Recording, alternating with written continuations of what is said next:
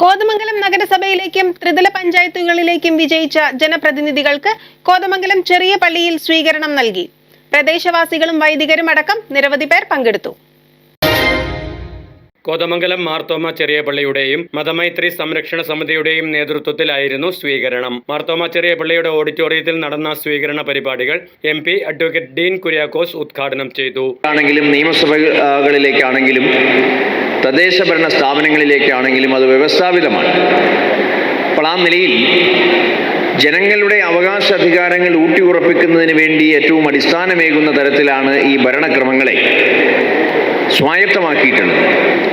അപ്പോൾ അതിൻ്റെതായ നിലയിൽ തദ്ദേശ ഭരണ സ്ഥാപനങ്ങളുടെ മഹത്വം എന്ന് പറയുന്നത് പാർലമെന്റിനെ പോലെ തന്നെ നിയമസഭയെ പോലെ തന്നെ ഒരുപക്ഷെ അതിനേക്കാൾ ഉപരിയായി ജനങ്ങളുമായി ഏറ്റവും കൂടുതൽ കണക്ട് ചെയ്യപ്പെടുന്ന ഒരു തലത്തിലാണ് തദ്ദേശ ഭരണ സ്ഥാപനങ്ങളുടെ ആ ഒരു നിലനിൽപ്പ്.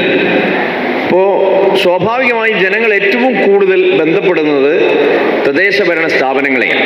ചെറിയ പള്ളി വികാരി ഫാദർ സാജു ജോർജ് അധ്യക്ഷത വഹിച്ചു.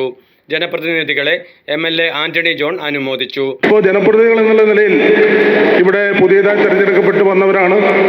കുറേ പേര് ഇതിനു മുൻപും ഈ സ്ഥാനങ്ങൾ വഹിച്ച അവരുൾപ്പെടെയുണ്ട്. സീനിയേഴ്സും ജൂനിയേഴ്സുമായിട്ടുള്ള ജനപ്രതിനിധികളാണ്. അപ്പോൾ നിങ്ങളെല്ലാം സംബന്ധിച്ച് ഇങ്ങനെ ഒരു പൊതുവേദിയിൽ പള്ളി ഒരു ആദരവ് കൊടുക്കുമ്പോൾ നിങ്ങളുടെ തുടർ പ്രവർത്തനങ്ങൾക്ക് അത് കൂടുതൽ ഊർജം പകരുമെന്ന കാര്യത്തിൽ ഒരു തർക്കവുമില്ല.